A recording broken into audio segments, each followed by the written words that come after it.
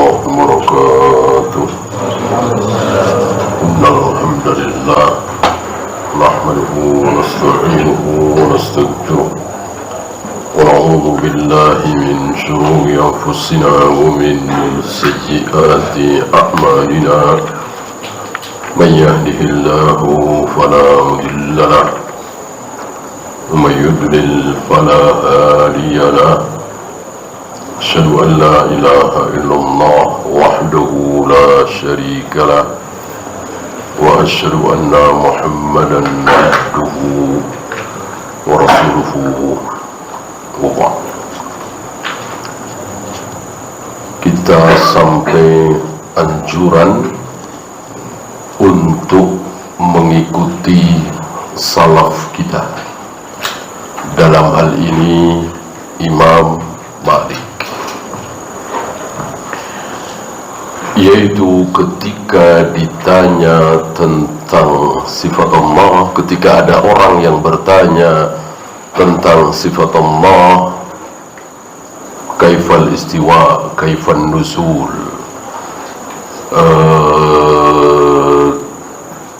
kaifa qallaba Allah qulubal ibad, bagaimana Allah membolak-balikkan hati manusia.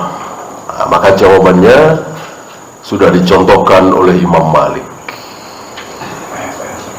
Jawaban yang sesuai dengan qala Allah wa qala Rasul. Beliau tidak bikin-bikin, beliau tidak ngarang sendiri. Beliau hanya merangkai apa yang ada di Al-Quran dan Sunnah, bahwa bersemayam itu maklum, semua orang tahu. Al-imanu bihi wajibun,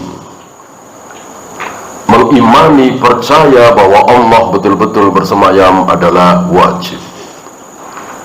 Wal kaifiyatu majhulun, akan tetapi cara Allah bersemayam majhul, tidak ada yang tahu.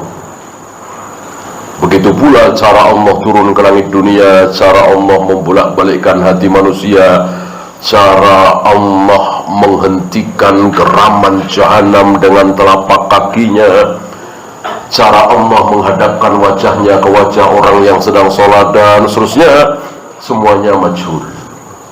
Tidak ada yang tahu. Kita cuma disuruh mengimani.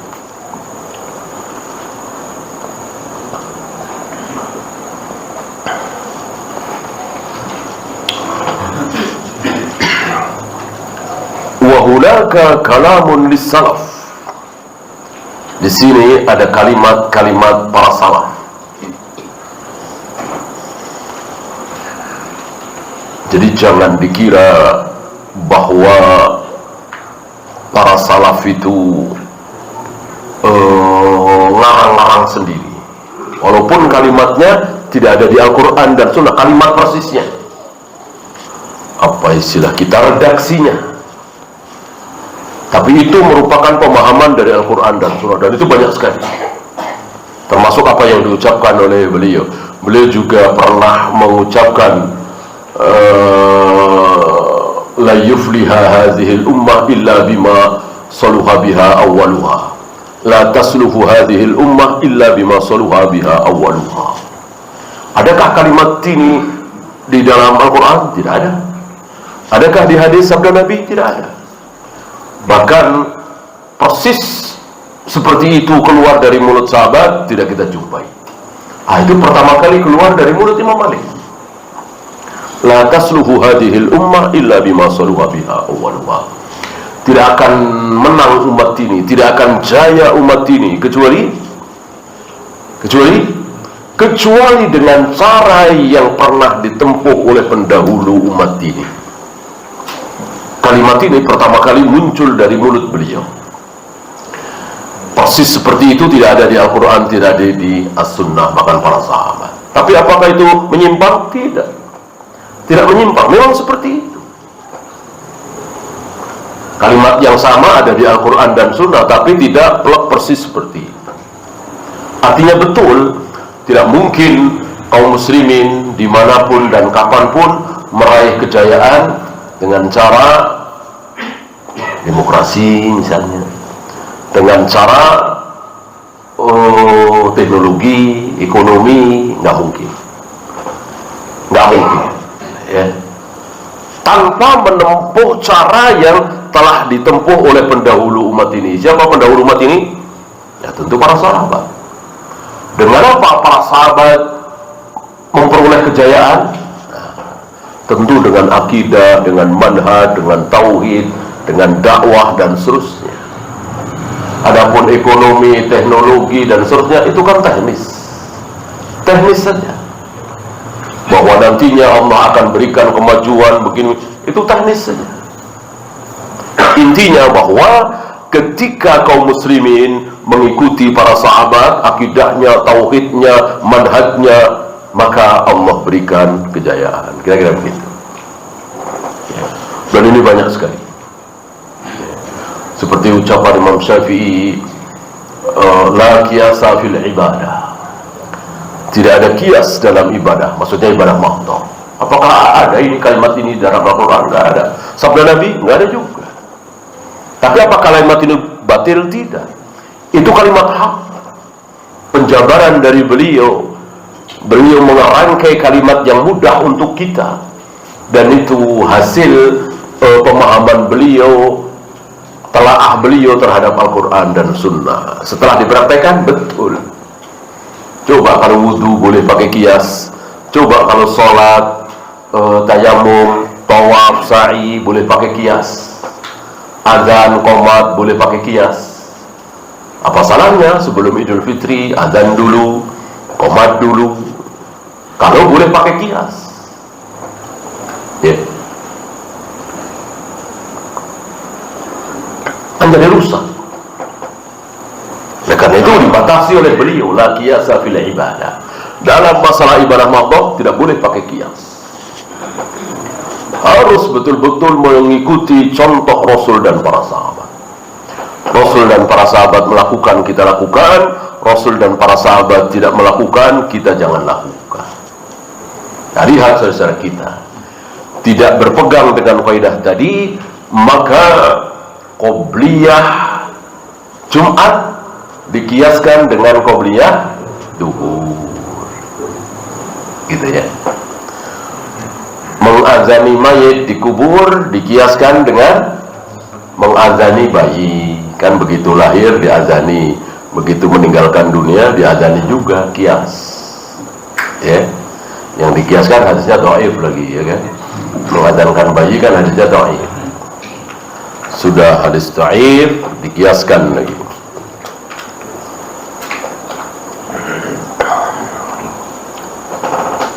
Hunaka kalamun lis-salaf yadullu ala annahum yafhamuna al-ma'ani, bahwa mereka memahami makna ma anzalallahu ala rasulihi minas sifat, yang Allah turunkan kepada Rasulnya berupa ayat-ayat tentang sifat, itu difahami.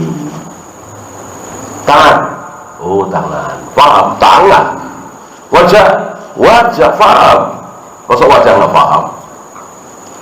Turun, turun, difahami maknanya, turun. Bersemayam, bersemayam, difahami maknanya. Ya, bukan seperti kaum apa kemarin? Al-mufawwidun, mentafwid mereka. Turun, turun. Maksudnya wallahu a'lam. Wajah, wajah. Maksud wajah wallahu a'lam. Bersemayam, bersemayam. Maksudnya wallahu a'lam. Semuanya wallahu a'lam. Tidak. Bersemayam tidak wallahu a'lam, turun tidak wallahu a'lam, tangan tidak wallahu a'lam. Yang wallahu a'lam kaifiyatnya. Sebesar apa bentuknya, caranya, kaifiyatnya, itu yang wallahu a'lam. Adapun tangan, wajah, turun, telapak tangan, telapak kaki, genggaman, tidak wallahu a'lam. Karena jelas difahami sebagai makna. Kama nukila anil Auza'i wa ghairihi, beliau membawakan ucapan Al-Imam Al-Auza'i dan lain-lain.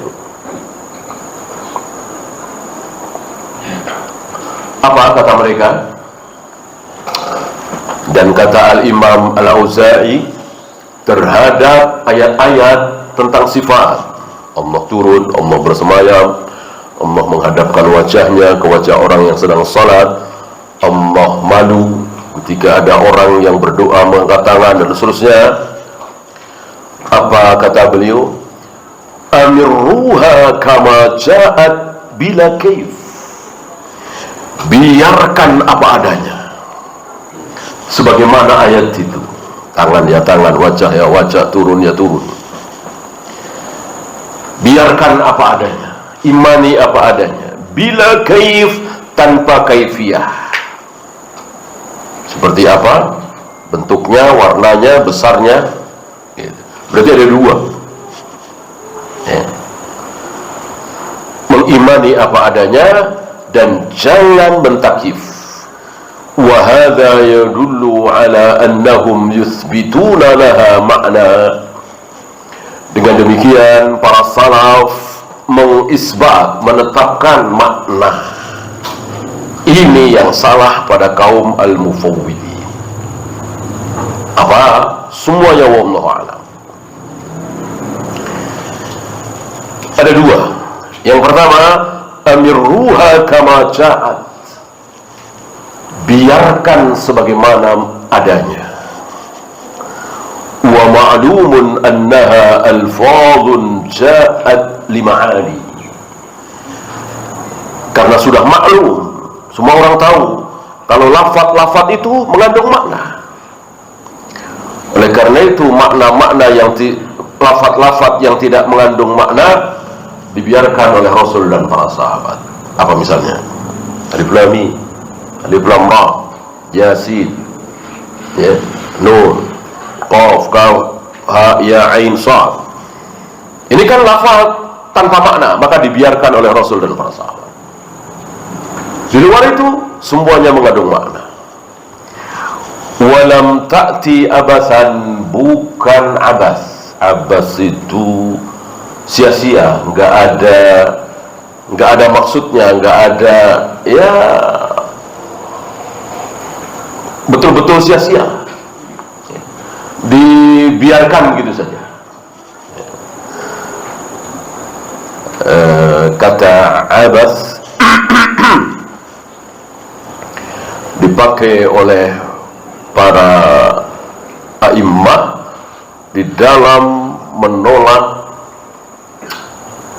orang-orang Qadariyah, termasuk orang-orang Jabariyah.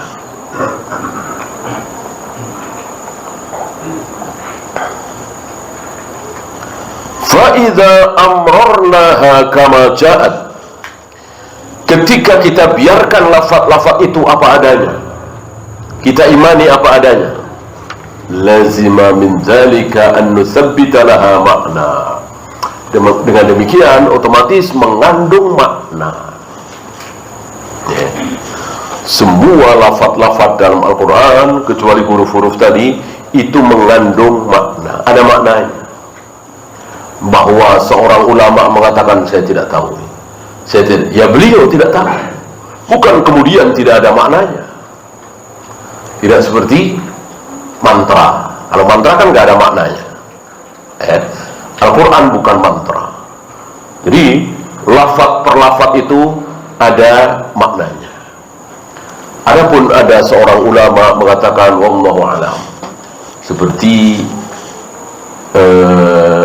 wal 'adiyati dhabha fal muriyati qadha. Apakah lafaz-lafaz ini ada makna? Betul. Tapi banyak ulama yang mengatakan wallahu a'lam, maksud kuda-kuda yang lari terengah-engah memercikkan api, itu kudanya siapa, di perang apa, wallahu a'lam. Allah pasti tahu, tapi kita tidak dituntut untuk tahu. Oleh karena itu ketika ada yang coba-coba mengorek-orek dengan takalluf, sobek namanya, langsung dipukuli oleh Umar. Karena kita tidak perlu takalluf, nggak tahu juga nggak apa-apa. Tapi jangan sampai mengatakan ini nggak ada maknanya. Apalagi ini tentang Allah. Mustahil Allah mengucapkan sesuatu kemudian tidak ada maknanya. Pasti ada maknanya. Itu yang pertama. Yang kedua, bila kaif, tanpa kaifiyah. Lianna nafyal kaifiyati yadullu ala wujudi aslil makna. Karena meniadakan kaifiyah itu menunjukkan bahwa asalnya ada maknanya, cuman kaifiyahnya nggak tahu. Gitu. Apakah fulan datang? Oh ya, fulan datang. Ah, ini maknanya fulan datang. Kaifiyahnya, cara fulan datang tidak dibahas, tidak disebut. Apa jalan kaki, apa naik motor, apa naik kuda, apa naik mobil. Nah, begitu kira-kira. Ya. Intinya bahwa tanpa kaifiyah menunjukkan ada makna. Lianna nafyal kaifiyati an syai'in la yujadu lagwun wa abathun. Karena tidak membikin kaifiyah bukan berarti lagwun, abathun,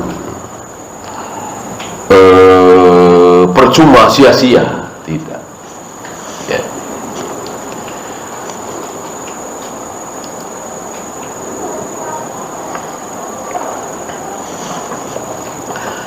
Dengan demikian, fahadzal kalamul masyhur inda salaf, ucapan yang masyhur di kalangan salaf ini, yadullu ala annahum yusbituna li hadhihi nusus makna, menunjukkan bahwa nas-nas tadi semuanya mengandung makna, bukan tanpa makna sebagaimana anggapan kaum al-mufawwidin.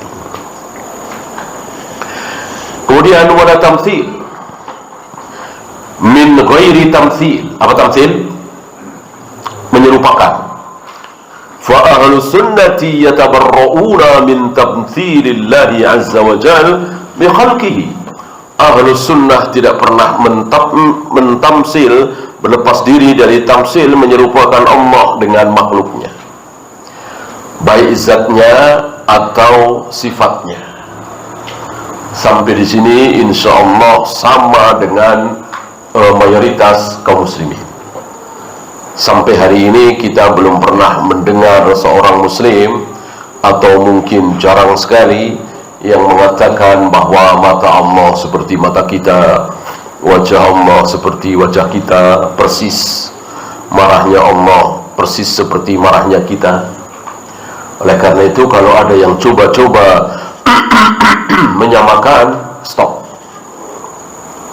Mungkin karena kejahilannya. Ada juga barangkali orang yang mengatakan Allah itu ya seperti, Allah terhadap kita makhluknya itu ya seperti orang tua kepada anak misalnya. Hati-hati. Lalu biasanya akan menyimpulkan dengan kesimpulan yang salah. Ya. Coba kalau orang tua itu anaknya rajin, anaknya nurut, dia tahu tugasnya, kerjaannya, bahkan bukan tugasnya, ini tugas kakaknya, tapi dia lakukan, ya. Dan orang tua yang baik, perhatian, dia tahu apa keinginan anaknya, Allah lebih tahu lagi. Maka orang tua yang baik nggak nunggu diminta, dibeliin, dikasih, gitu. Makanya Allah lebih tahu apa kebutuhan kita. Maka udah gak usah minta, Allah kan tahu kita butuh apa. Gak usah berdoa, betul? Salah kan? Salah, itu gara-gara itu. Gara-gara kesalahan fatal menyamakan Allah dengan orang tua. Justru kalau kita bentar-bentar minta kepada ibu, minta kepada ayah, nggak suka, ya kan? Kalau kita nggak pernah minta, sekali minta dikasih, bahkan sebelum minta sudah dikasih. Begitu juga Allah. Kalau kita bentar-bentar minta, bentar-bentar Allah sebel, betul? Salah. Justru Allah marah, Allah murka kalau kita tidak pernah minta. Maka jangan coba-coba menyamakan Allah dengan orang tua, nggak bakalan benar. Kecuali Nabi sendiri, Nabi yang membuat perumpamaan seperti wanita yang lari ke sana, lari kemari. Ini tawanan perang, setelah perang dengan luar biasa, terpisah dari suaminya, terpisah dari anaknya, terpisah dari bayinya. Dia lari ke sana kemari, mencari anaknya, mencari bayinya. Setiap kali ketemu bayi, dipinjam sebentar, disusui. Setiap kali ketemu bayi, dipinjam, disusui. Ya, ini disaksikan oleh Rasul dan para sahabat. Ini tawanan perang musuh sepertinya. Nabi bertanya, ngetes para sahabat, menurut kalian, mungkinkah wanita seperti ini tega melemparkan anaknya kalau sudah ketemu ke dalam api? Dijawab oleh para sahabat, tidak mungkin. Tidak mungkin. Begitulah Allah, kata Nabi. Begitulah Allah. Allah lebih sayang kepada hambanya daripada si wanita ini kepada anaknya. Itu ucapan Nabi alaihi salatu wassalam. Ya. Maka jika Nabi tidak mengucapkan, kita tidak boleh ngarang sendiri. Allah disamakan dengan orang tua, dengan atasan kita, dengan raja kita, tidak bisa. Seperti tawasul kan? Yang antum dengar apa tawasul? Bahwa untuk dekat kepada Allah kita tidak bisa langsung. Betapa kotornya kita, betapa banyak maksiat kita.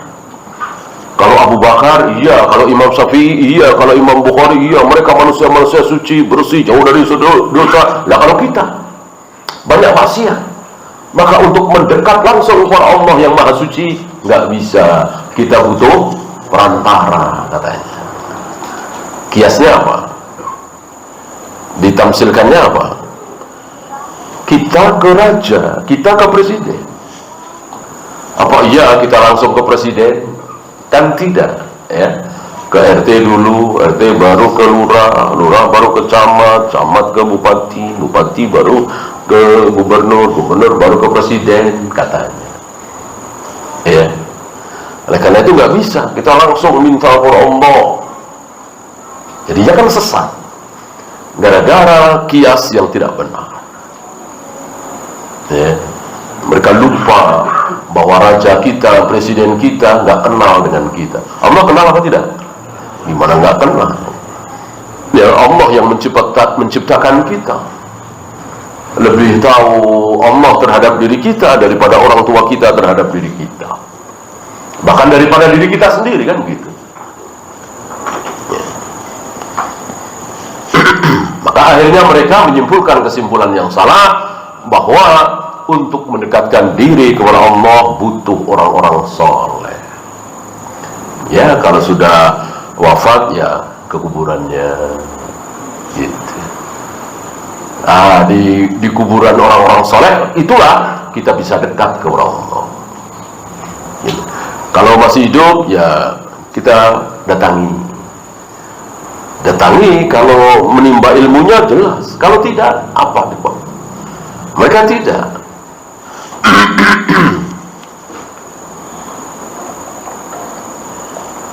Ini pelajaran, jangan sampai kita gegabah membikin tamthil. Wala tadribu lillahil amsal. Kan larangannya begitu. Jangan kalian membikin perumpamaan untuk Allah.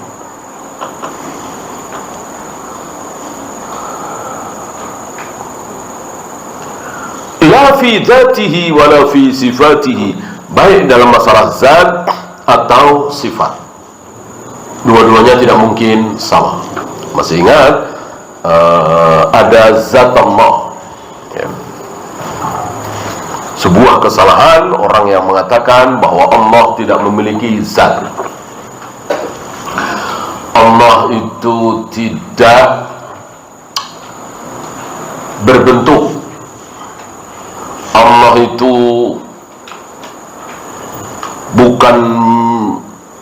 bukan seperti kita ada, ya, masjid ini ada zatnya, meja ini ada zatnya, gelas ini ada zatnya, Kita semua ada zatnya.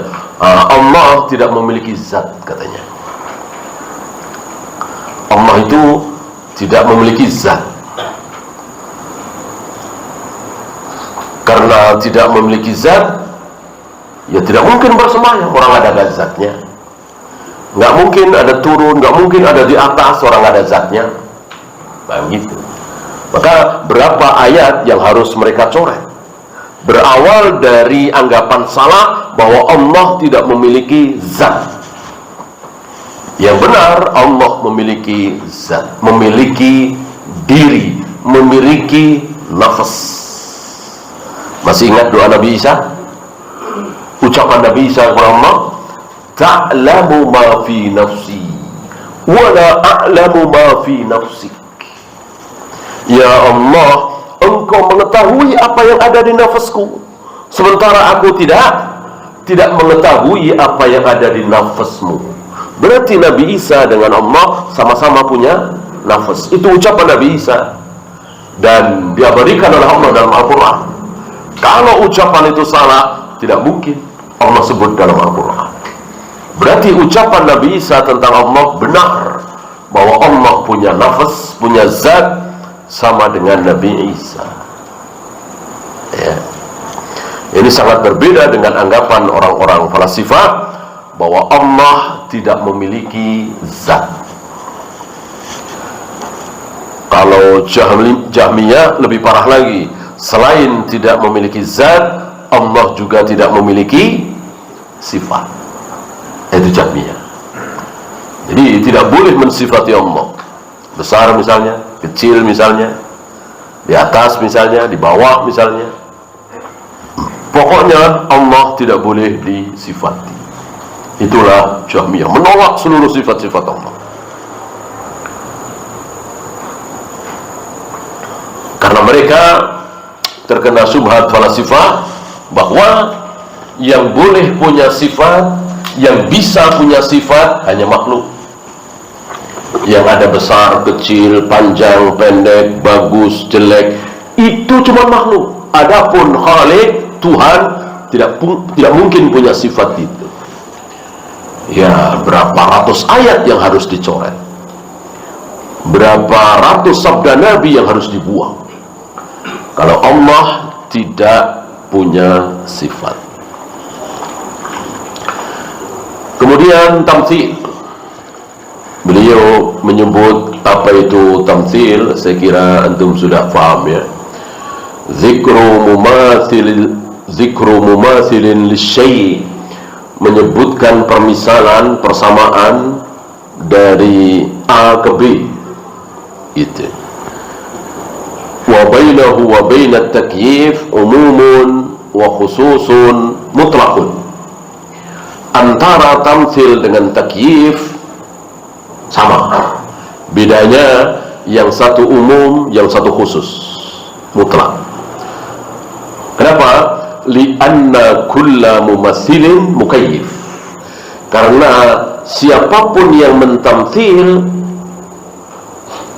berarti dia mukayyif, berarti dia sedang mentakyif.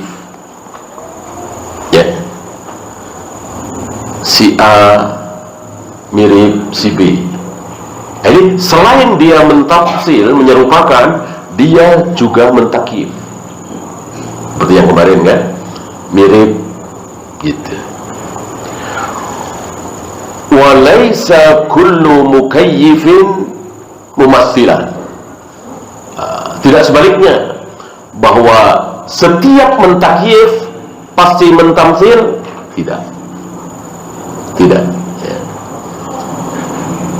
Turunnya Allah itu seperti ini, turunnya Allah itu begini, bersemayamnya Allah itu begini. Apakah dia pasti menyerupakan? Tidak, kan? Belum tentu menyerupakan.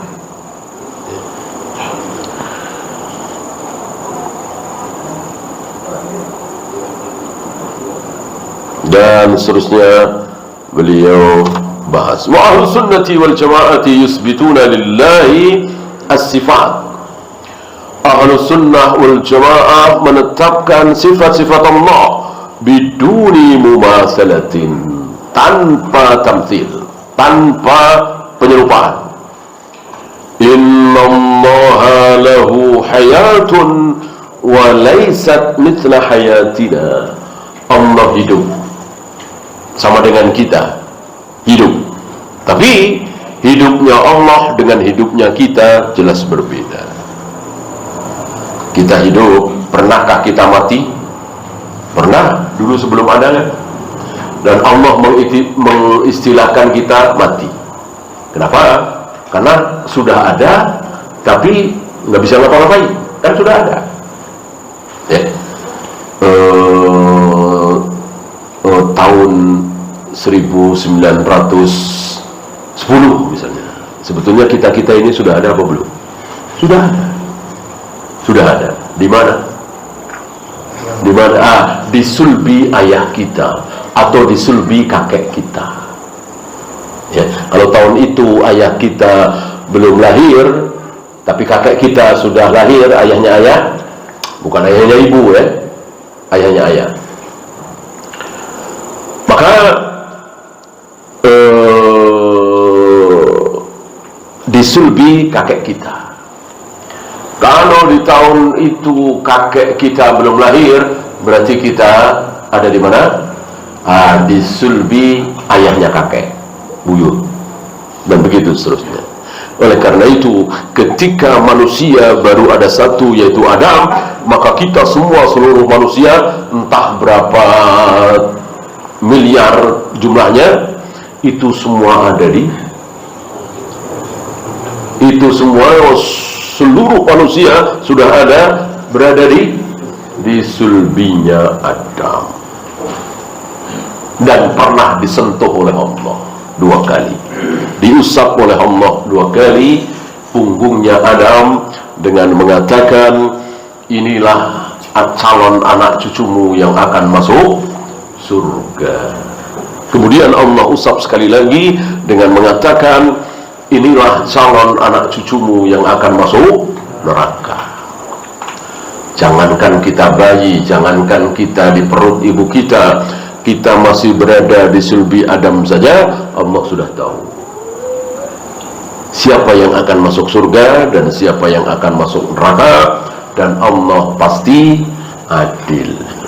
Tidak mungkin Allah zalim, tidak mungkin. Dan Allah tahu dan merencanakan yang akan masuk neraka ini, Fir'aun, Namrud, Qarun, Abu Jahal, Abu Lahab, itu Allah sudah tahu. Selain Allah tidak ada yang tahu, hatta Jibril. Para malaikat tidak ada yang tahu, para jin tidak ada yang tahu, Adam sendiri tidak tahu, kecuali diberitahu oleh Allah.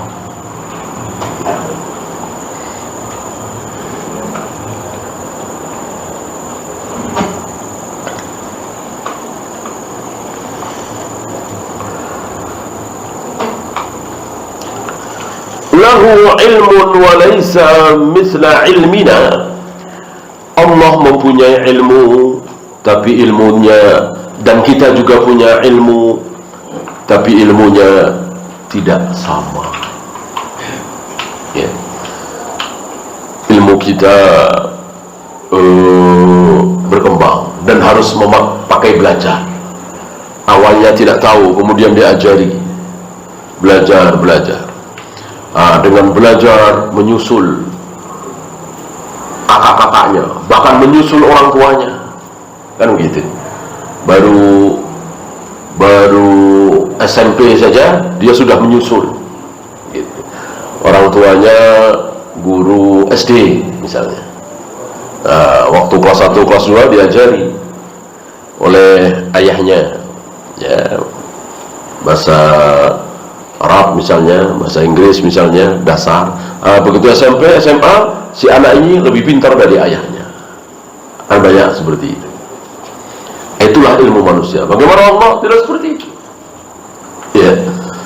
Ilmu Allah sempurna sebelum jagat raya alam semesta ini dia ciptakan. Maka ilmu Allah tidak berkembang. Artinya sudah sempurna dari dulunya. Bahkan Allah tahu nanti akan ditemukan begini, nanti akan ditemukan begini. Allah Maha tahu. tentu ilmu kita tidak ada apa-apanya. Kalau pengen tahu perumpamaannya, lihat Nabi Khidir bersama Nabi Musa ketika mereka berdua di atas perahu melihat seekor burung yang menempelkan paruhnya di air laut. Lalu air laut itu menempel di paruh burung. Nabi Khidir mengatakan, itulah ilmu Allah yang Allah berikan ke manusia kita semua, yang nempel di paruh burung itu. Sementara yang ada di samudra yang luas itu, itulah ilmu Allah. Betapa nggak ada apa-apanya ilmu seluruh manusia dibanding dengan ilmu Allah. Ya, silakan adzan dulu. Wassallallahu ala Muhammadin sallallahu alaihi wasallam wa akhiru da'wana alhamdulillahi rabbil alamin.